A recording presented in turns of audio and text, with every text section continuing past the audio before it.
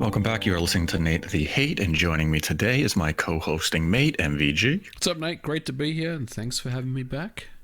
Always great to have you. Be sure to like the channel and subscribe. And as always, we have a Streamlabs if you want to support the channel. And today we have a dedication to I Love Shulk's Abs, who gave $100. And they asked us, hey, Nate and MVG, I love the show. Let's dedicate the show to Shulk's Abs. And can we get them in the thumbnail too? Oh, my question is, have you guys ever had a crush on a video game character? You can probably tell mine. Yes, we can. You clearly love Shulk. Who's your video game crush, Nate? Goombas. I like crushing them. Yep, I was going to say something very similar to that. Goombas is a good one. Yeah, I really enjoy crushing a Goomba. So for today's video, kind of staying on that theme of crushing Goombas, is the rumored Nintendo Direct that is expected to air the morning of July 20th. So this coming Monday. And, let's just dive right into it. Let's start with the big one. Do we see Breath of the Wild 2 at this upcoming Nintendo Direct? Well, Nate, as much as I want to say yes, I don't think we will see Breath of the Wild 2 at this show. And really because if they're going to show Breath of the Wild 2 at a Direct, then it needs to have a date kind of attached to it. Mm-hmm. And unfortunately, I don't think Nintendo is quite ready to basically commit to that. So I think at this time, we will probably not see Breath of the Wild 2 at this Direct, but potentially we may see more of Breath of the Wild 2 later on in the year. And I'm thinking along the lines of, the Game Awards, where we may see a trailer or may see more of that game. But I don't think that this is the time right now to show, Breath of the Wild 2. Yeah, I think if they were going to show Breath of the Wild 2, especially in this upcoming Direct, they would have announced the Direct in advance because they would have wanted people to get excited and have the anticipation of, a Direct's coming on Monday. What are they going to show? And everyone would have gotten that speculation and anticipation of, Breath of the Wild 2 has to be part of it, because we would have expected, had they had their E3 Direct, had the year been normal, that Breath of the Wild 2 would have been a big factor into that showing. And the fact that Nintendo didn't replace their June Direct may have people kind of anticipating a little more than Nintendo is going to deliver with this upcoming Direct. Because, again, they didn't date it. They haven't announced it ahead of time. We're still operating as it is a rumor, though It is going to happen on Monday morning. So is this going to be a shadow drop then? I mean, it has to be, right? Based on what we know right now, as of time of recording, it seems like it will be a shadow drop. I can't dismiss the possibility that maybe they announce it later tonight, Sunday evening, to say tomorrow morning we're going to have a Nintendo Direct. But right now, it seems like it's probably going to be a shadow drop. And usually when we have a shadow drop Direct, that typically indicates that they want to brand it as a Nintendo Direct Mini. Right. And that's really the only distinction between a general Direct and a Mini, is that one is shadow dropped and one is given advance notice. But the quality of the show doesn't diminish due to that Mini brand. It's still always a pretty solid presentation, because I think back to the March Mini Direct, we had Clubhouse Games, Paper Mario, Xenoblade Chronicles had extra footage. It was the first time Nintendo really showed substantial gameplay of the Pokemon expansion pack. There were the third-party announcements from 2K with the BioShock, Borderlands, and XCOM announcements. Like, overall, the March Mini Direct was solid. It was a good showing. This one, it just has a lot of build up to it because Nintendo has been silent since March. So we have a 4-month time span here where we really haven't heard anything from Nintendo. So obviously people are going to come into the show saying, man, we have to see Breath of the Wild 2. We need to see all these heavy hitters. And I think Nintendo's going to have a solid show, but it's not going to be the show people necessarily have built themselves up for. It's not going to be an E3 replacement. Right. So I know this is, we're all speculating, but I want to ask you this question. Why do you think it's taken so long for Nintendo to come out with a Direct? Do you think it is just, the pandemic situation plus the kind of uncertainty about when things can get announced and released, or do you think, they just basically, this is a calculated move? And I think we talked about this in some capacity with Jeff Grubb a couple of weeks ago, that, is this marketing genius or marketing disappointment? And, so what's your take on the direct kind of delay? I think it's primarily due to the pandemic, is that you had people working from home. You really couldn't cut trailers. You couldn't put together all the marketing assets, and you couldn't coordinate with, NCL in Japan, Nintendo of Europe, and Nintendo of America all at the same time to come up with these scripts, to come up with the games that were going to be featured, by reaching out to the studios in all parts of the world and just being able to piece together the show. And if we really look at the situation worldwide, the pandemic is more or less under control. And, I use that term loosely, but in Japan, they're going back to work. They're back in offices. Yeah. In Europe, they're mostly returned to the same, though they still have a lot of regulations in place. It's really just America that is still really struggling to come to, grips with this pandemic. But when you have two key departments that are probably fully functioning at 100%, you probably have enough back at work at Nintendo of America. It's probably well within reason now to at least put together a Nintendo Direct Mini. Yeah. Some of this could be reused footage or reused assets that they may have wanted to use for an E3 Direct, maybe from some third-party partners, and a few things first-party wise, because there are some titles that we thought would have been announced by now that Nintendo still hasn't detailed. So maybe it's just finally like, hey, we have to talk about these, because right now Nintendo has no games dated. Paper Mario was the last game dated for 2020. The game is now available, and Nintendo's lineup for the remainder of the year is vacant. So they have to communicate with us. So it does seem like they finally have the availability to air a Direct. Yeah. And it's really a necessity at this point. They have to communicate with people to let them know we still have games coming out, because Microsoft and Sony have been communicating with fans and consumers since May. They've come out with their own presentations. Microsoft is about to come out with a huge presentation in just a few days with the Xbox Series X software showcase.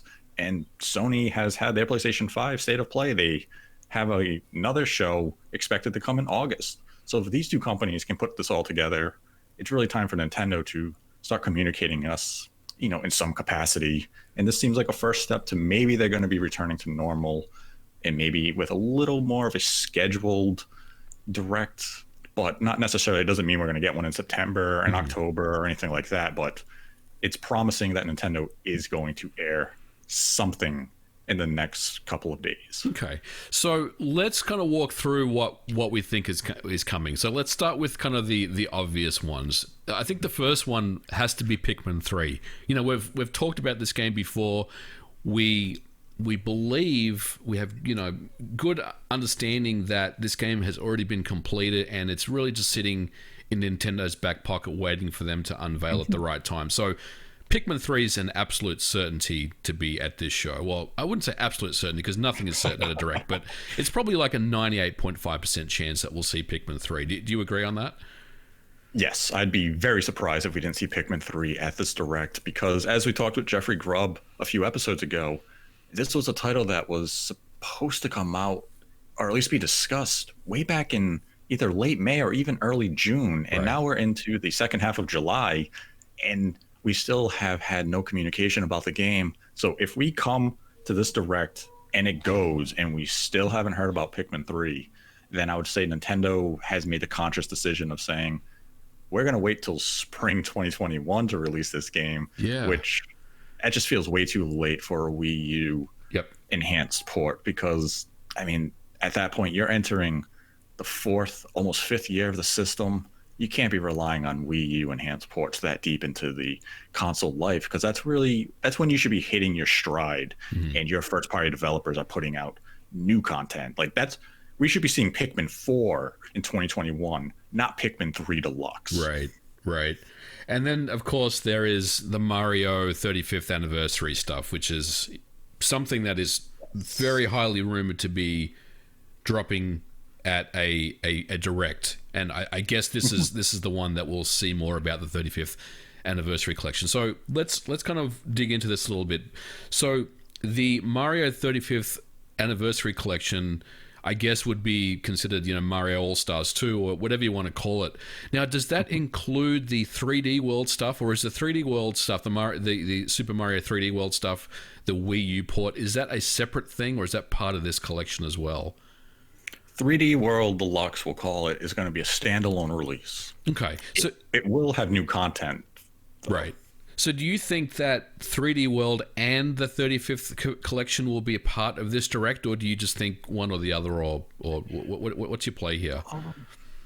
If Nintendo really wanted to come out and say part of this direct is about the Mario 35th anniversary, because if we look over the last week, we've seen a lot of 35th Mario anniversary product come out, be it the NES from Lego, just the Mario line from Lego, Jenga, Monopoly. So it seems like Nintendo has to talk about the 35th anniversary from Mario in this direct. And you could put both games in this direct very easily, saying, this year is the 35th Mario. We have 2 Mario games coming out this year. The first is going to be the Mario 3D Collection, or All Stars 2, coming out in September, because that is the 35th anniversary of the franchise itself. And this is how we're going to celebrate it, by giving you Mario 64, Mario Sunshine, and Mario Galaxy. And then later this year, let's say October, maybe early November, or hey, maybe even December. Nintendo isn't shy from dropping a game in December. Right. We're going to release Mario 3D World Deluxe. It's going to be the Wii U game, but we've added new content. It's going to be $60. And, that's a pretty easy way of just detailing the 35th anniversary and the 2 Mario games you have coming out this holiday that are definitely going to sell units. And then, as we've discussed before, I fully anticipate that there's going to be a 35th anniversary limited edition branded Switch hardware bundle available this holiday. Yeah, I think that's a pretty good pick as well, and I would anticipate that. I mean, I think the only reason why they wouldn't do that is just for, we've heard about hardware shortages and things like that, but I mean, I think we're well and truly past that point right now. But yeah, unless there was a reason they couldn't physically make a system like that, I would definitely expect to see an announcement of a limited edition system for sure. Yeah, because I mean, we've seen them do, I think they did an all red Mario bundle when Odyssey came out. Yep. So I fully anticipate them to do something for the 35th Mario anniversary, even if it's just a 35th logo on the dock itself. But I just don't see how they let that go by. And I 100% anticipate that we see both of these games announced in the direct coming up, because I mean, we're in late July, the 35th anniversary, September. You really don't have that much time, available to you. You have to communicate this right now, especially if you want pre-orders and all of that. Because I mean, as we've said, the 3D Mario collection should be a big seller for Nintendo this year. It's an easy title that can move over 10 million units, as long as the ports are, show quality and enough work to them. Yeah, it's going to be something Mario fans are going to buy into, because Mario 64 is great. Mario Galaxy is one of the best games ever. And now you can play it in handheld mode. You can play it docked. That's exciting for a lot of Mario fans. And Nintendo usually does take proper care of their anniversary collections. They make it a spectacle. I love how you don't mention Sunshine, by the way. Sunshine is there for those who enjoy it. And maybe it'll bring about a new generation of fans. We'll find out. I still question how they're going to pull off the flood controls with this new enhanced edition. But Nintendo, I mean, if anything, they're creative enough, they'll come up with some way that makes sense, I'm sure. Yeah, Nintendo, they are adaptable. They find solutions to these type of problems, and if they find a quality solution and it translates well to the game, bravo. I will try Sunshine again. I will give it a chance. Maybe it'll resonate more with me now than it did when I was a kid, but I mean, Galaxy and 64 are my main interests of that bundle, because those are 2 games I love and can still pick up and play today and say, wow, this is amazing. Do you think the 35th collection or the All Stars 2 is $60 straight up with those 3 games, or do you think it's reduced slightly? I think it's $60. I mean, it's still Nintendo. They know the value of their property, and they're not going to give us a discount. Yep. Yeah, that's fair. And what about the Nintendo Switch Online? Do you think there's going to be Mario All Stars kind of coinciding with that as well, dropping on Nintendo Switch Online, the Super NES stuff online? I think they get it. I think it gets announced at this direct. I think they'll say, "Oh, and later this year, coming September, we'll also release Super Mario All Stars from the Super NES on Nintendo Switch Online. Stay tuned for additional Yeah. details." They probably won't give a date. They'll just say coming in September, because I mean that's another great collection. I mean, it's kind of crazy to think that came out in the early '90s on the Super Nintendo. That Nintendo fully went back and remade or remastered so many, Mario games at the time, Hmm. and I mean, that's actually just a fantastic release. And when you think of the history of it, like, wow, it Yeah. was so far ahead of its time when that game came Oh, out. absolutely. I mean, you have to give Nintendo credit for Mario All Stars. I mean, I think they, in many ways, they kind of introduced that idea of a collection, of Hmm. games to video games. I mean, before that, I mean, sure, there's probably cases out there that kind of bundle different games together, but that concept is something that really Nintendo, made their own and really just kind of set as a genre defining kind of part of video games. So I absolutely agree with you. Yeah, and that's the unique thing about the Mario All Stars collection is that it wasn't just ROM dumps. Right. They went back and Yep. changed the visuals, enhanced certain elements of it. And I mean, some people may disagree with this, but I would say my preferred version of Mario Brothers 3 is the version you get in All Stars. Mhm. Yeah, I totally agree. I mean, sure, the NES version is legendary and iconic, but you can play it on the Super NES with that fresh coat of paint, the Mode Mhm. 7 style graphics. I mean, yeah, why wouldn't you want to play it on the Super NES where the experience is absolutely perfect with that that polished graphics as well. Right. And now let's get into two wild cards. Uh oh. Yeah, no, that's right. We It's been a while since we've heard from Metroid. The last time we heard about Metroid was when Nintendo announced the delay of Metroid Prime 4 and that Retro Studios was going to take it over. Now, I'm not going to say we're getting an update to Metroid Prime 4 at this direct. It's way too early for that. But there are two other titles that have long been rumored, and those titles are Metroid Prime Trilogy and a 2D Metroid from the developers of Samus Returns for the 3DS, Mercury Steam, or Mercury System, one of those two. Hmm. Do we finally see one of those titles, maybe even both, get at least a trailer at this direct with a 2021 time frame slapped on it?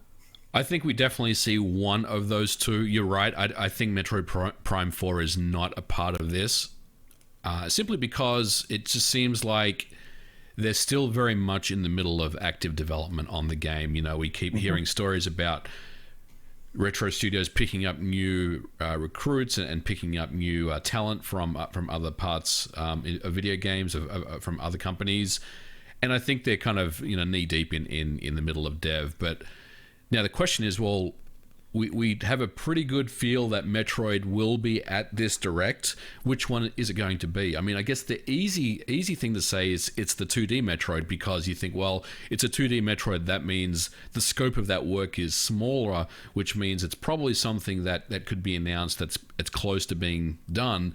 But I'm going to go the other way. I think if Metroid does show up, I'm going to say it's the Prime trilogy.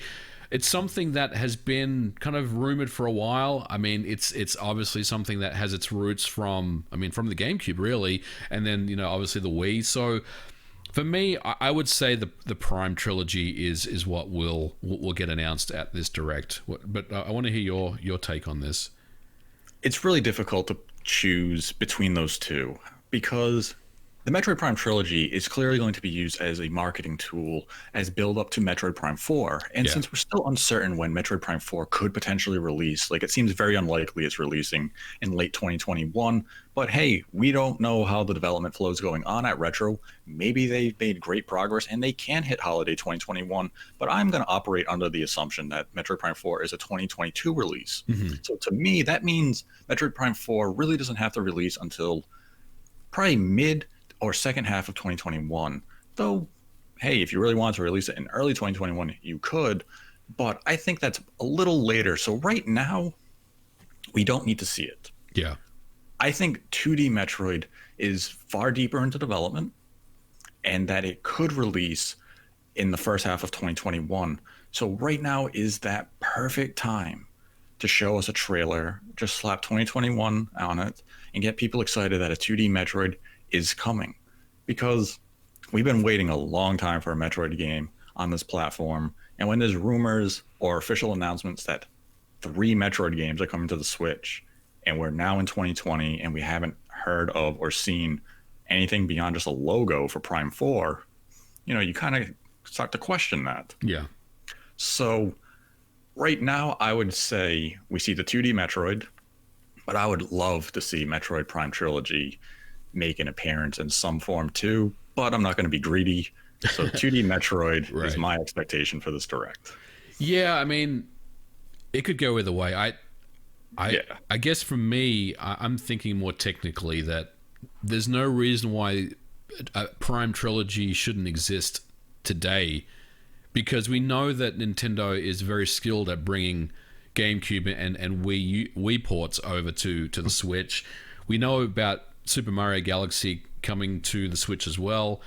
So, I mean, for me, this kind of fits in the same area that, look, there's really no reason why you can't bring these older games as a trilogy across. And look, I'm not downplaying the development time for the Prime Trilogy. I think it would be significant, absolutely, especially getting the game running and with the appropriate enhancements that it needs on the Switch, including widescreen mode and things like that, running at 60 frames. But yeah, I mean, I think now is the time. I think now is the time that we learn more about what's happening with Prime Trilogy.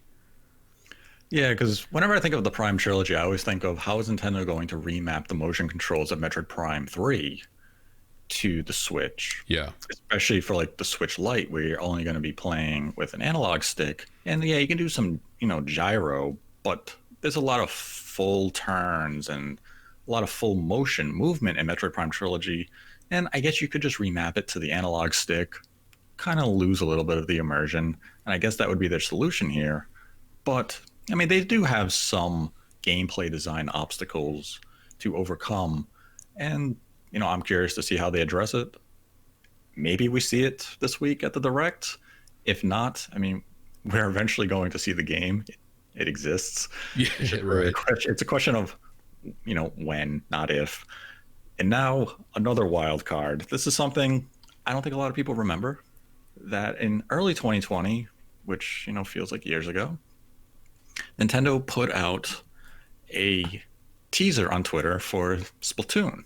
And in the image, it had 2020 written in the stars, and it cast a shadow onto the ocean that said SOS. And maybe it was warning us that the year wasn't going to turn out all that well, but I don't think Nintendo is, Nostradamus. So if they were in fact teasing a Splatoon spin-off, which it did appear that they were, because they ended a lot of Splatoon 2 content early. They stopped the Splatfest far more premature than most had anticipated. Mm-hmm. Do we see a Splatoon spin-off appear at this Direct? Yeah, I mean, I think we see something from Splatoon at this Direct. Whether it's a spin-off, a DLC, maybe a tease for a new game, I'm not sure. If I was to speculate, I mean, I agree with you. I think that 2020 tease was definitely calculated and something that they have been gearing up to announce. And maybe, with the pandemic, it was something they were possibly hoping to do, sooner rather than later, earlier in the year. But as it stands, I would probably agree with you on this one, Nate, that it's likely that we'll see some kind of spin-off of Splatoon announced. I don't know what that will be as far as what the game will be, but yeah, maybe it's a similar type of game with new characters, or or maybe it is a DLC add-on to Splatoon 2. But I think the type of tease that they showed doesn't really fit for a DLC. It really fits for some kind of bigger announcement. And yeah, I'm probably kind of leaning towards a a spin-off kind of game. Yeah, I would agree with that. I think a spin-off, I think it's far too soon for a Splatoon 3. Yep. And I don't see the need to throw another mainline entry onto the Switch, you're better off holding that for the first year of the Switch's successor, because they had great success throwing Splatoon 2 in that first, basically that launch window on the Switch. I mean, the game's one of the best-selling games for the Switch in Japan. It has worldwide appeal. So if you do want to expand the life of the Splatoon franchise a little bit on the Switch, make a spinoff. Just make sure it's quality, which I do anticipate they would do, because they're taking great care of the Splatoon franchise. So if we see a spinoff of that franchise appear at this Direct, it would not shock me. I would love to see them do something. I don't think it would come out necessarily this year. I think it would be another early 2021 tease from Nintendo, because, I mean, Nintendo has to start setting some expectation for what they have for early 2021, because, again, I mean, we don't know anything for the remainder of 2020. We don't know anything for early 2021. And they're going up against the PS5 and the Xbox Series X. They have to show we have the games. We already have a great catalog of evergreen software, but we also have a lot of exciting stuff still coming. And as I've already discussed, like, you have the 3D collection, Pikmin 3, 3D World coming this year. That's speaking a lot to the Nintendo fan base. And you've had a lot of new buyers, get into the Nintendo ecosystem due to Animal Crossing. And those titles are going to leverage that Nintendo fandom and lure in those new consumers, saying, this is what made us great. Yeah. These games. So now you're going to buy into those, this holiday. And then that's going to lead them into 2021, where hopefully we see Breath of the Wild 2 within the first 6 months. Yep. And you have these other types of software that we've kind of touched on, like maybe a 2D Metroid, a Splatoon spinoff. And all of a sudden, that early half of 2021 sounding a lot better than what we got in early 2020, which, I mean, aside from Animal Crossing, those first 5 months were pretty vacant. I mean, we really survived strictly on Animal Crossing and Clubhouse Games. Yeah. Which, I mean, they're both quality games. There just wasn't a lot in terms of Nintendo output. So hopefully they're able to silence some of those fears going into early 2021 and demonstrate that they do have quality releases coming. We're not going to get all those details at this Direct, obviously. They can wait until September, December to really talk about that stuff, but they have to at least communicate a little more of their output from Nintendo themselves.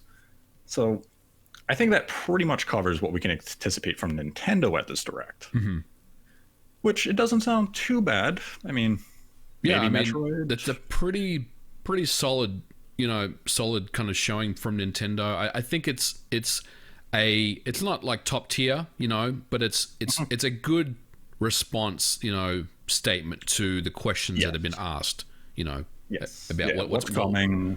Yeah. And okay, this is what we have. This is what we have on the Beyond.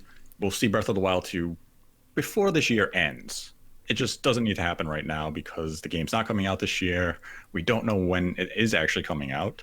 Even if it, let's assume it comes out in May 2021, they can wait till the Game Awards, drop a trailer there, get all that excitement, right? Use that as a launch pad, and just continue to build momentum leading up to it. Right now, it's probably a little too early to really get into that marketing flow of Breath of the Wild 2. But as we've said before, I still anticipate Nintendo has one more announcement for 2020's holiday release. Yeah. Any don't know if speculation? it comes. No speculation yet, because I don't think it's going to be at this Direct. What about F-Zero? What about this rumored F-Zero title that we've been seeing on Twitter? We have seen that go on Twitter. We've seen the people use the email and password sheet to say, oh, look, it is tied to Nintendo. It's the same account that's tied to the Splatoon account. And I know people saying, oh, this must mean they're going to announce it soon. No, it doesn't. This really doesn't mean anything. All we really know is that it was a vacant account since March 2020, or was it April 2020? And that's really all we have, because if I could make an account and just name it XYZ, if no one follows it, and I don't follow anybody, and I leave it there for 6 months, I can then change the information. I can put in a fake email. And once you see these rumors kind of go on, you say, oh, yeah, I forgot I had that account. Now I'm going to fake this information and I'm going to troll people. Yeah. Yeah. It's not, unfortunately, it's too easy to do that. I mean, yes. I'm probably, after the show, Nate, I'm probably going to register Nintendo Land 2 and just do exactly the same thing and see how much hype I get from that. You know, Why would you do that to us? We want Nintendo Land too. We want the fireworks. we do want the fireworks. Like, I'm not going to say Nintendo didn't get this account to secure the social media channels for the possibility of a future F-Zero, because I mean, it is a franchise we all want to see come back, but there's not going to be an F-Zero game in this direct. Yeah, it seems, remember last year we had that thing where people were looking at Nintendo's unlisted videos on their playlist. I mean, this is very similar to that. It's kind of speculation, and look, there's probably someone out there that's making these Twitter handles and is trolling us. But yeah, I mean, I'm not saying. Yeah, I agree with you. We're not saying that F-Zero won't ever come to the Switch, but this seems like it's something that's been, it's being manufactured by someone versus real. Yeah, and we just saw this happen with Microsoft. We Yep. had a real Fable account, and then somebody made a fake Perfect Dark, and they came out saying, "Yeah, I made this. I changed my information, and you all fell into it." He's like, "All I did was follow Ken Lobb." He's like, and everyone assumed I was the real Perfect Dark account. He's Right. like, "I'll give the account to Microsoft," but that's how easy it is to trick people. Yeah. And I mean, it's fun for speculation of, oh, could we have a new F-Zero? Because I mean, the last F-Zero came out, I think it was like 15, 16 years ago. Mm-hmm. And it was developed by Sega, a Yep. team that no longer exists within Sega. And I don't even know who Nintendo could give it to make a quality F-Zero at this point. We know they reached out to Criterion during Right. the Wii U generation, and they're like, no, we don't want to make an F-Zero game. And I know a lot of people will say, give it to the development team who did fast racing Fast RMX. RMX. Yeah. And I mean, I enjoy the games they make. They are technical wizards. They are a small team of like 10, and they do some amazing output. But no, they can't make an F-Zero game. Yeah. Because fast racing RMX is closer to a Wipeout in terms of overall control and style. Totally agree with you. So yeah, I'm not anticipating anything from F-Zero at this direct. But now let's get into some of the third-party stuff, because there's a lot of unknowns when it comes to third-party and the Nintendo Switch, because we still have games that were announced to the platform that still lack release dates. And one of the biggest of them is Doom Eternal. Well, I mean, I think the unknown will become known, because I'm pretty confident that Doom Eternal will get a date at this direct. I mean, I think it's time. We've seen some more press clippings and articles coming out from both id and Panic Button saying that things are progressing really well, and we can't wait to show you what we've got. And for a while there was radio silence. There was probably about 3 months of radio silence after Doom Eternal had come out, and people were wondering, well, when is the Switch version coming? Is it in development hell? Is there any technical issues why we haven't heard anything about it? But no, I think now is the time where we'll see more of the gameplay running on the. We'll see the gameplay running on the Switch, and we'll see a date, and probably around that September time frame as well, I would imagine. Yeah, I'm anticipating Doom Eternal now to come out late September, Halloween maybe. Yep. Yeah, early to mid-October. I mean, it's unfortunate that originally this game was supposed to be a day and date with the PlayStation 4 and Xbox One versions way back in March, and to see it had to end up getting delayed 7 to 8 months. Yep. It's disappointing, because it was kind of that promise that finally we have that big third-party game releasing day and date on the Switch with the other platforms, and it just was not to be. The problem there is that when you've got a company that's working on the mainline game, and then you've got another company that's working on the port of that game, if there's any changes that get made to the mainline game, the company has to kind of pivot quickly. And unfortunately, it meant that Doom Eternal got delayed. Initially, I think it was supposed to come out in November or October last year, and then it got pushed to February. So, those types of things, a significant delay means that Panic Button had to really pivot and then come back and sit down and figure out, well, we have to incorporate these changes that this delay had caused. So, that's going to push our timeline back. And that's really, unfortunately, the part of the porting process that, really affects, release dates and stuff. Yeah, but, at least it's still coming. I know a lot of people have forgotten the game even came out for other platforms. Maybe that'll work to the Switch's benefit, because it might feel like, oh yeah, sweet, Doom Eternal. I mean, I haven't played it yet. I've been waiting for the Switch version because I thoroughly enjoyed Doom 2016 on the Switch. It was my preferred way to play the game, Yep. which I know people say, oh my God, it was only 30 frames a second. It was fun. I enjoyed playing it in handheld mode. I, so I want to play Doom Eternal that same way on the Switch. So Yep. I'm one of a lot of people, I'm sure, who have been waiting for this release. And the second they slap that date on it, we're going to be ready there with our money in hand. Mm-hmm. Yeah, I'll double dip for sure. I love Doom and I love the Switch, and I want to play it portably. And I definitely want to check it out from a technical standpoint. So, yep, for sure. And then we have Bravely Default 2.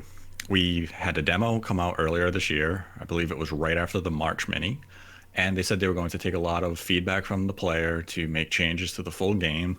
And I know a lot of people are still anticipating that it's going to come out this year. Nintendo still has a 2020 date slapped to it. And originally, some people thought maybe it was going to be like an August or September release for Bravely Default 2, kind of replacing the Fire Emblem or Project Octopath Traveler release window.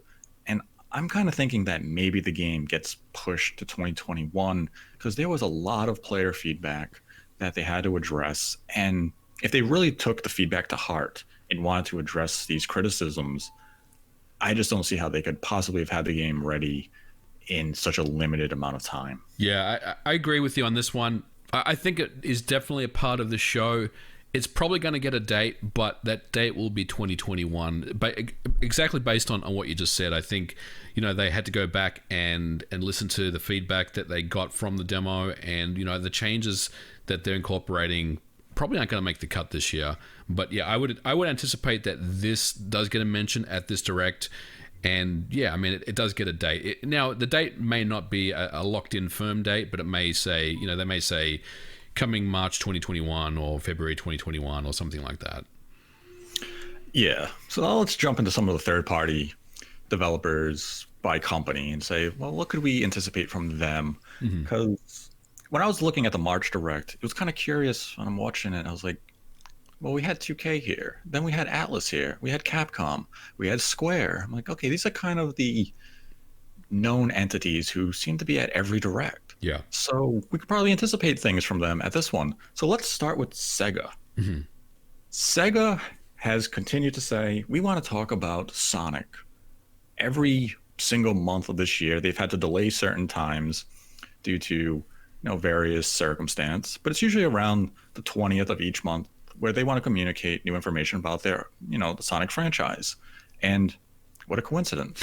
The Nintendo Direct is on July 20th. Right. So now I could also take this another way. Microsoft's event is on July 23rd. And Phil Spencer did come out this week saying, I'm confident with what we have to show when it comes to Japanese support. But I don't think a new Sonic game makes sense to debut at an Xbox showcase when the Sonic franchise does so well on, Nintendo's audience. Yep. So why not show the next brand new Sonic game during this direct? Yeah, I think Sega will have a presence at this show.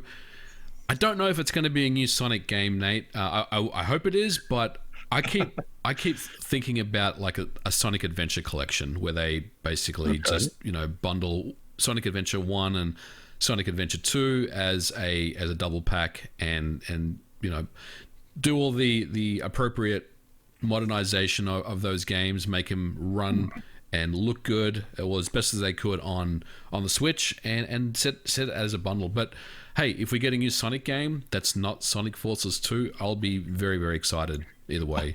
But if you ask me what I think Sega will show, they're going back to their catalog, and I think they're gonna unveil Sonic Adventure 1 and 2.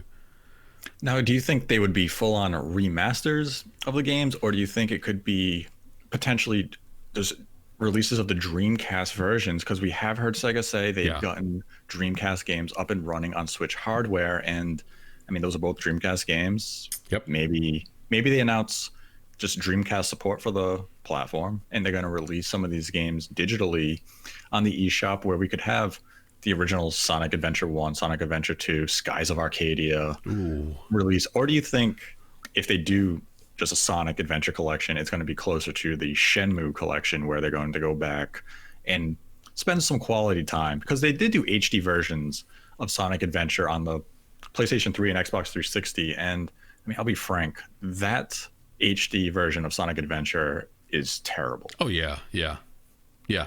I mean, M2, it was a developer that came out and said that they've successfully gotten Dreamcast games to run on the Switch. So, I mean, if you ask me what I think this is, I think it's pretty much just going to be, I don't want to say straight port, but it's going to be a port with, you know, HD enhancements. So, and it could be something that may get shadow dropped as well. This is like a shadow drop thing for me, that they may kind of unveil this. But yeah, I mean, you know, we keep hearing that Dreamcast is running on the Switch. It's doable. It's technically achievable. So I think this is, you know, what we start to see. So you mentioned shadow drop, and I just remembered that during the March Mini, though not directly Sega related, though it is a Sega property, Panzer Dragoon shadow dropped after the Mini. So sticking with the Sega theme, this has been announced, we haven't seen it yet though, could we see Forever shadow drop House of the Dead on Switch after this direct? I forgot about that game. Yeah, Everyone I mean, did. that's a really good pick, Nate. I mean, my only question about House of the Dead is, again, it goes back to controls.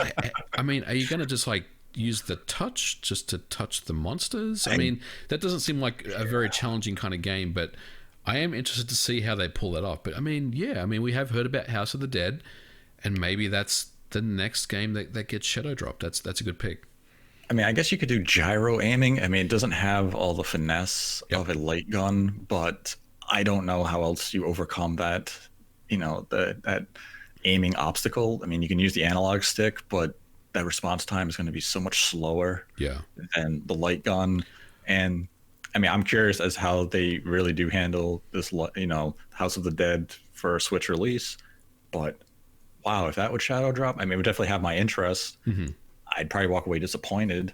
Yeah. But I mean, I'd definitely, you know, hand over a few dollars to play, because I love that franchise. And it just seems like maybe that could fit the theme that we've seen with the previous Mini, and going into this one, another Forever, you know, drop of a Sega property. But yeah, I would only expect from Sega, like, you know, maybe a Sonic game or something like that.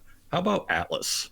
Atlas just released Catherine Full Body on the Switch, and Atlas was one of the early supporters of Switch, dating back to the January 2017 event where they announced Shin Megami Tensei 5. Is it time? It has to be time. It has to be. We haven't seen the game in 3 years. Yeah, right. 3.5 years we haven't seen the game again. And Atlas doesn't even acknowledge the game's existence. Yeah. It has to be shown at this, right? It has to be. Right. I agree. But the question is it 2021? Because, I mean, you'd think it can't be this year. No. Yeah, I no agree. Way. So then the question is, do they just show Shin Megami Tensei 5 and maybe slap on a coming 2021 at the end of it, or do they kind of lock in a more kind of solid time frame? It's tough to say, because I'm torn on it to the point of, I want it to be at this direct. It makes sense timing wise for it to be there, but then the Tokyo Game Show is still gonna, you know, be functioning in some way. Yeah, it's Atlas. They're primarily, you know, Japanese focused. Maybe they just wait 2 more months and they show it on their time, and we don't see it at the direct. But the game has to be shown this year. It has to be. Yeah. The direct is a great time for it, but I'm kind of siding with, maybe they wait for the Tokyo Game Show. Maybe Nintendo will have another direct mini around then, you know, in the second half of September, just to show a little more of the Japanese support. But like, come on, Atlas, it's time. You have to show us that. I agree. I mean, I guess the other thing that you can't rule out is, you know, Persona 5 on the PC. Will we see Persona 5 on the Switch? Maybe this is the time where they'll unveil that. Am I fanboying too much now? I probably am. A little too much fanboying going on right there, because I still think it comes down to that Sony exclusive clause. Yeah. They allow those games to go to PC. They're fine with it as long as they have console exclusivity, because I mean, we just saw Persona 4 Golden go to Steam. It sold what, like 500,000 copies in a week. You Mm-hmm. know, if that game came to Switch in the same state as the PC version for $20, it would probably sell 500,000 copies Yep. in 10 days. And I mean, people say Atlas and Sega, they don't like money when it comes to the Persona franchise. No, they like money. It's just that Sony has power and Right. they're not going to let it leave their platform. And I mean, I would love for Atlas to come out in this direct and just say we're shadow dropping Persona 4 Golden on the eShop after this presentation, because that would probably break the internet. Yeah. I agree with But that. I think that's fanboying a little too hard. We fanboyed with our expectation that a Metroid game is going to be at this direct. Yeah. So that's probably enough fanboying for one direct prediction True. video. Capcom. They've been big supporters of the Switch, even though people will argue that the support hasn't always been quality. Yeah. But we've had the rumor of a brand new Switch exclusive Monster Hunter game for a couple of years now. Capcom has kind of alluded to it a couple times when talking to investors. I don't know if it makes this direct, but I do think it gets announced this year. You think if it's not, it's again another Tokyo Game Show type tease Yes. or reveal? Yeah, I think it would be like a Tokyo Game Show, because the franchise still remains really Japanese oriented, except for Monster Hunter World, where Capcom made the conscious decision to make it appeal to the Western audiences, and it was a gamble for them. A lot of people dismissed Monster Hunter World when it was unveiled. They said, "Oh, this game's gonna bomb," Yeah. and the game became, I believe, the best-selling Monster Hunter game in the entire franchise for Capcom. It's moved well over 10 million units, which is nothing short of astonishing for such an IP. But I think this version has to go back to the series roots, because as well as Monster Hunter World did, it didn't do huge numbers in Japan. It did all of its success really came from Europe and North America. I think with the Switch version, they want to bring back that, that local play that made Monster Hunter such a big deal on the PSP. So if they return to roots, I think it's best to be, demonstrated around the Tokyo Game Show. So I don't think we see Monster Hunter at this direct.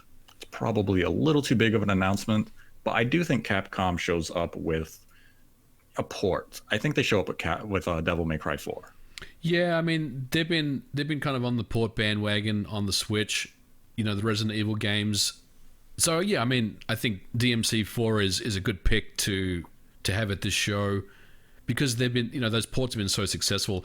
I would personally like to see, and I don't know if this is something they'll even ever get back to based on the first game, but I want to see the Onimusha parts 2 and 3 get unveiled for the Switch, because that first game was really good, but I think they were kind of banking on how well the first game did, and I'm not sure if it did as well as they had anticipated. But yeah, for me, DMC4 is definitely a good pick, and one that would get some pretty big hype at an event like this for sure.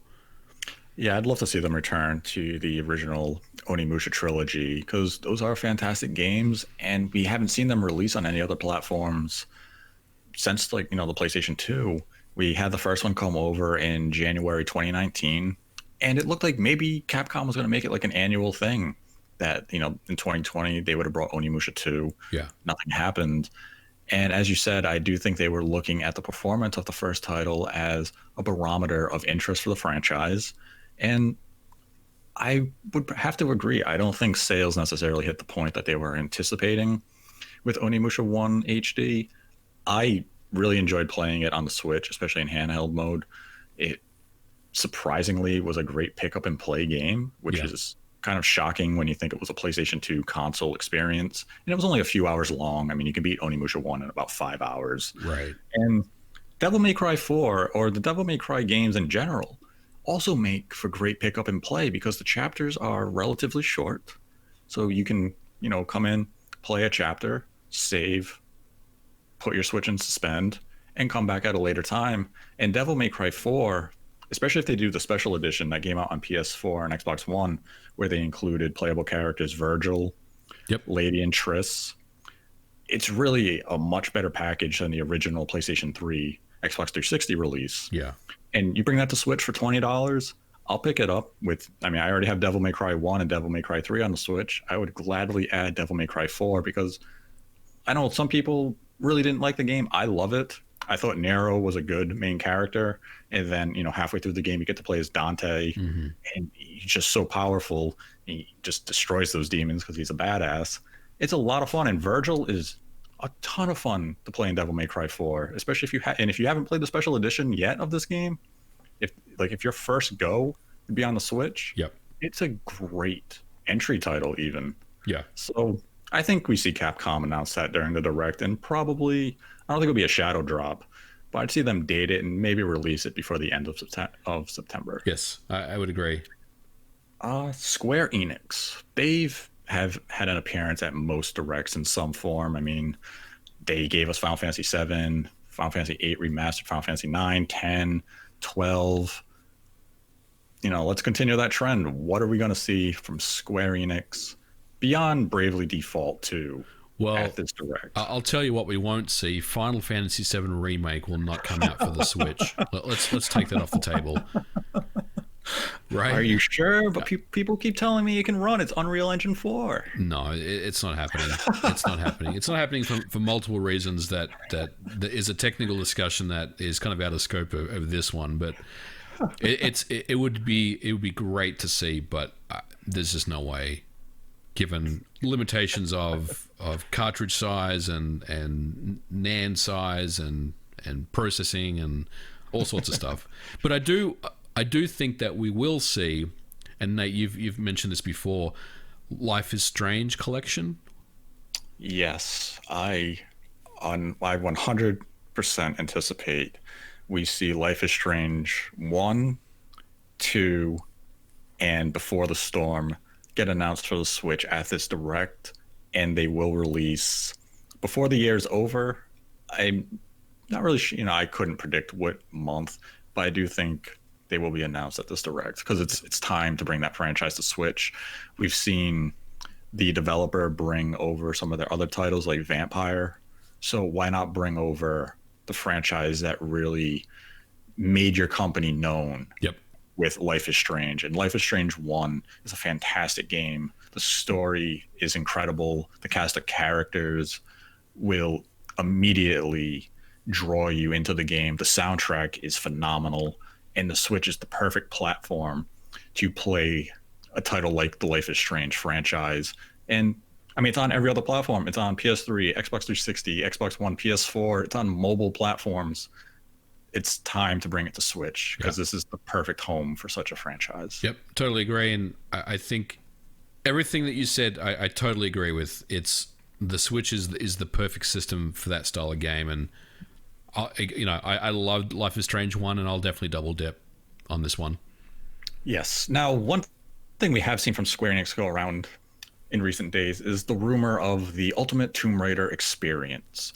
And there was a fake image that circulated that showed Tomb Raider from like the late PS2 era, Tomb Raider from early PS3 before the reboot, and then the Lara Croft Adventures of top-down game. And the fake image tried to say, oh, it's going to be the ultimate collection of all these different Tomb Raider games.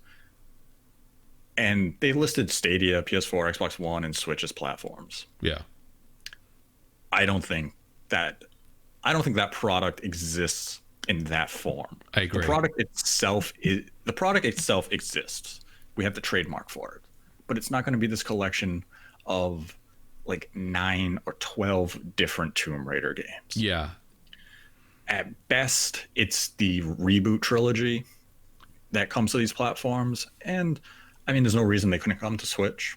I guess you could say card size could potentially pose an issue, and it's because of the word experience.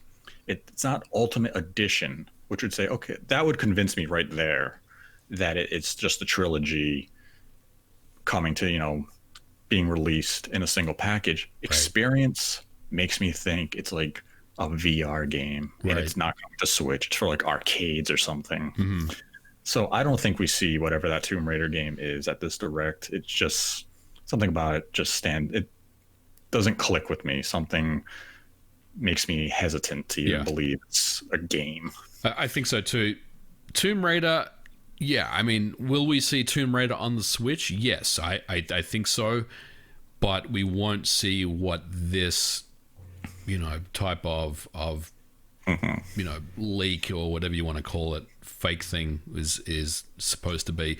There are so many. Look, there's a ton of Tomb Raider games out there. Like, there's lots of them, and there are a lot of bad Tomb Raider games. So if you're going to bring Tomb Raider to the Switch, you have to be very careful about which ones you consider. And I just can't see this one being real.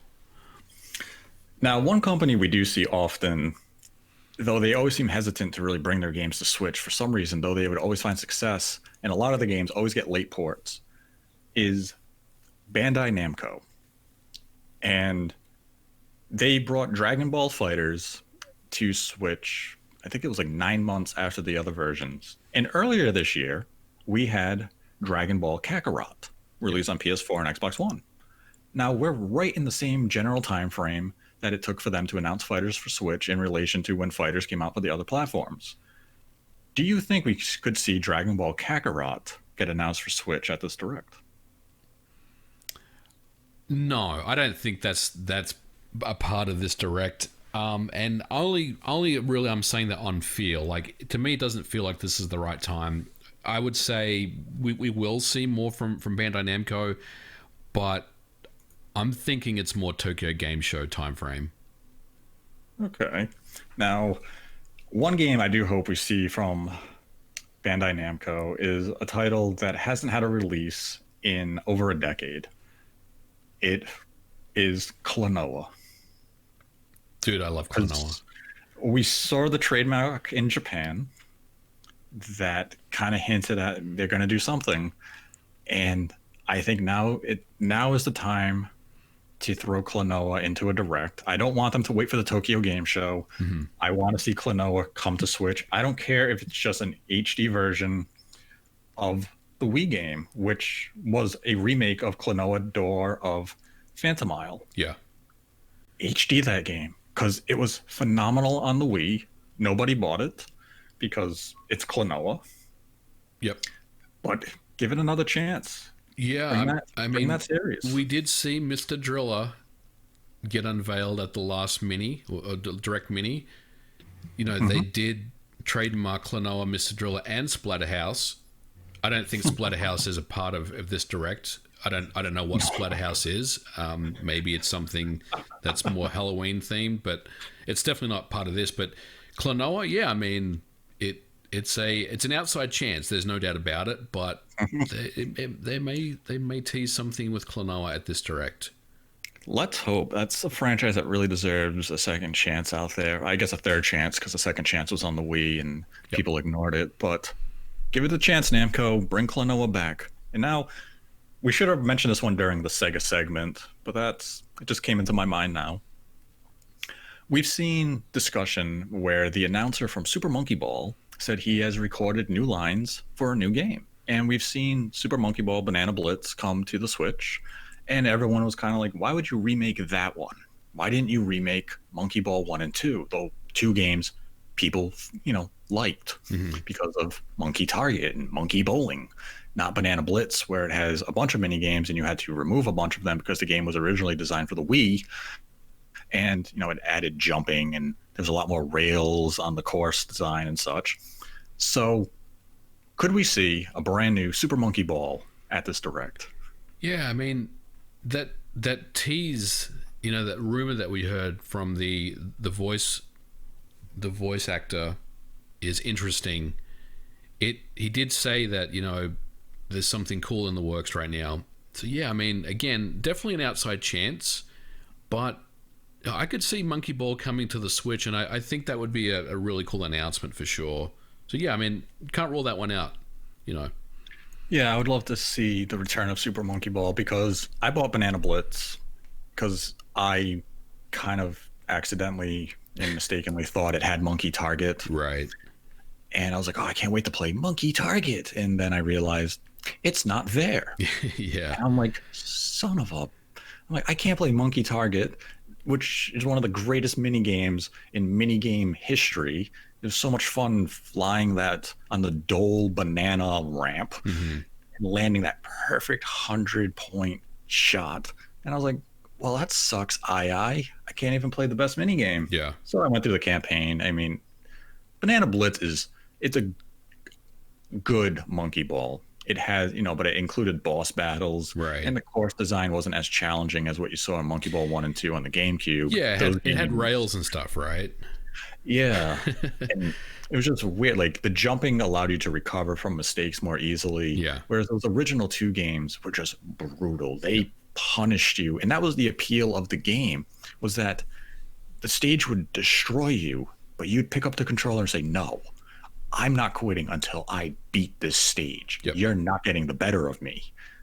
And I want to see those two games come back. If they make a new Monkey Ball, please go back to the roots. Don't continue on the trend that you did with every new entry dating back to, like, they made one for the PSP, I think, or the PS Vita, Mm-hmm. where I think every stage had rails. You couldn't die. Yeah. And that destroys the essence of Monkey Ball. Agree.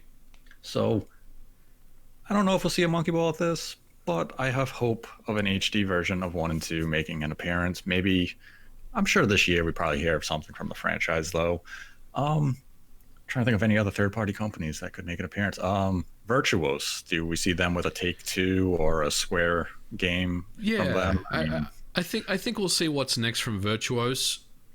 They obviously, the Outer Worlds wasn't a particularly great port, but they are working on a patch. But yeah, I mean, I definitely think we'll see what's next from Virtuos. Now, speculating what that will be, it's very hard to say, because a lot of the low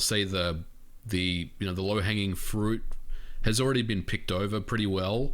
But there is that back catalog of Xbox 360 titles that you can really, jump into and think about porting over to the Switch, and I think a lot of those would convert over quite well. So yeah, I mean, is it time for Grand Theft Auto, to make an appearance? I'm not sure if that's something that I put 100% faith into that we'll see on the Switch. But on the flip side, why wouldn't you want to port Grand Theft Auto over to the Switch? Right. Grand Theft Auto 5 is an interesting one because it's a game that they had intentions of bringing Grand Theft Auto 5 to Switch, and they hit a lot of obstacles. One of the bigger obstacles was game card size. Yep. At the time, 32 gigabyte was a lot more expensive than it is now. They needed a 32 gig card or even a 64 gig, and Nintendo wasn't going to subsidize cost. And they also hit some technical issues with Grand Theft Auto Online. And that's really the money bringer for, that franchise right now, is Grand Theft Auto Online. So bringing Grand Theft Auto 5 without GTA Online is really only giving, half the package.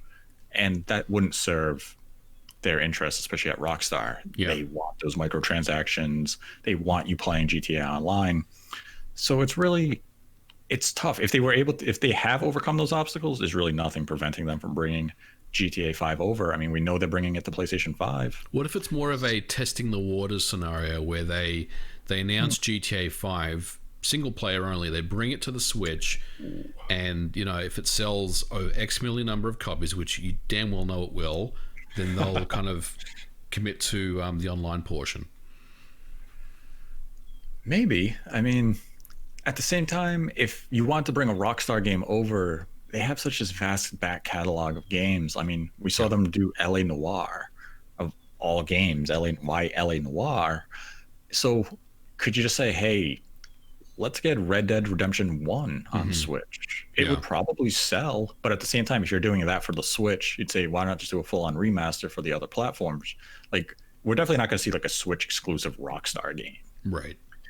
I do think we'll see another Rockstar project come to the Switch in time, whether it's Grand Theft Auto 5 or maybe somehow they were able to get Red Dead Redemption 2 through scaling and, compromises on the Switch. Maybe you see that announcement. I mean, it's been over a year now.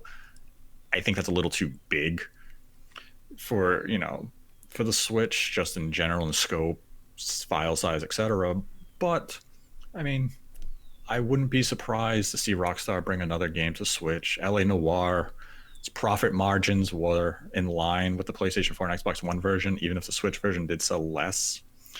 But we'll find out. Virtuos is a tough company to really predict. Yeah, I mean, they could pull anything out like from left field. Some obscure 360 game that none of us really think about very often. that Right. they could bring. Now, the last company I want to touch on, and I'm going to touch on them now because they just had an event with the Ubisoft Forward where they touched on a lot of games that they have coming out in the next few months into early next year. But all of the games they really mentioned were for PlayStation 4, Xbox One, and for next generation consoles. They didn't show anything for Switch, and that's Ubisoft. Yeah. So one game we know is coming to Switch is Gods and Monsters. And this is a game we have not seen since last E3. It wasn't at the Ubisoft Forward event. I think it makes an appearance at this Direct, but it has undergone Starlink treatment. And by that, I mean we're going to see Pit and elements of the Kid Icarus franchise get implemented into Gods and Monsters exclusively on the Switch. It's a pretty hype announcement to make, especially, Gods and Monsters is one of those franchises that, it's people know about it, but hasn't really been blasted on social media, I guess, the way that maybe Ubisoft has anticipated. A lot of people don't even know what the game is. They've heard of the game, but they don't know what kind of game it is. But all of a sudden now, if you throw in a couple of characters that are very familiar to people, then yeah, I mean, I think it's a very smart move. And yeah, I mean, I think it is time that we saw more of Gods and Monsters at a Direct. Absolutely. Yeah, because when I think of Ubisoft, there's really nothing else I could see them at this Direct make an announcement of. I know people will say, well, what about Mario Rabbids 2, Nate? Why wouldn't that be at the Direct? Ubisoft would want to hold on to that until an Ubisoft Forward event. Yeah. They would want to make that their big, announcement. So there's no reason to really waste that at a Direct. Gods and Monsters has been announced. Throw in some of that, Kid Icarus elements. Give the new IP something to stand out from, because Starlink was a new IP. People generally didn't care about it. Nintendo says we're gonna add some Star Fox content. Ubisoft shows that at E3, and people are like, whoa, wait a minute, what's this game all about? This is like a new Star Fox. Right. I gotta buy the game for that reason. And I mean, it's brilliant marketing. Starlink still wasn't really a success critically or financially, so I would still roll the dice with Gods and Monsters of throwing in some of that Kid Icarus content. Even if I sell best on the Switch and I still don't sell well, at least we tried. We put in the effort to. Otherwise, a game, and it's nothing against Gods and Monsters. The premise looks intriguing. It's just going to go up against a lot of other big software, and there's nothing about it that particularly stands out amongst the flood of everything else out there. So you really need that defining element. So take the chance, throw Kid Icarus. Maybe you sell, probably not well enough to continue the IP, but you tried. Right. So you also get Kid Icarus trending as well, Yes. and maybe that franchise gets brought back. So maybe it's something that they consider doing. Yeah. So we'll see. Shadow drop wise, can you really? I mean, we've seen Star Wars games shadow drop a few times after these Directs. I don't know if Aspire has any more left. I don't think so. I'm sticking with Sega. I like your House of the Dead pick, or the Sonic Adventure collection. Okay, those are good. Yeah. I'll go with. I'll stick with House of the Dead. I mean, it's based on nothing but that there's been silence since they announced that they were working on it, and yeah, let's see House of the Dead get shadow dropped later this week, or in a couple of days, not later this week. Yep. Now, all right, let's look at some of the Streamlab questions that we had over the course of the week. First up, we have a $5 donation from Slusher that says, thanks for the show and for the sunshine truth. The thing people don't understand is just how much Mario 64 blew the minds of us who had been 2D gaming for our entire lives. The anticipation for the follow-up was immense, and thus Sunshine was pain. That is a good summary of Sunshine. Then we had a $5 donation from Skittles, who says, hey, Nate MVG and guest who may or may not be Jeffrey Grubbery. I have a question about Double Fine. After Psychonauts 2, do you think they'll focus on one big project or multiple small projects? Will we see Brutal Legends 2 this upcoming generation? No. I say, yeah, no no to Brutal Legends 2 and no to big projects. I think Microsoft will want to have Double Fine focus primarily on smaller projects just from cost efficiency and turnout efficiency. They're going to want to have Double Fine kind of as that studio they can lean on and say, put out some of those unique, crafty, crazy games that you guys really Yep. focus on and put those out every, we'll say 18 to 24 months. And that's a better position for them to be in than give them a AAA budget and may have them make a game that could take 4 to 5 years. Absolutely. And if you read about the development story of Brutal Legend, it wasn't a very good experience for Double Fine. There was a lot of issues that went along with that. And I think, you got to play to the studio's strengths, and Double Fine has always been that boutique studio that is really good at those kind of smaller games. Psychonauts 2 obviously is something that we're anticipating. So yeah, and I also think that it would be very hard to pitch a AAA game if you were Double Fine to Phil Spencer and have him write you a check. I mean, I think that would be very difficult. So yeah, I think they'll stick to their strengths.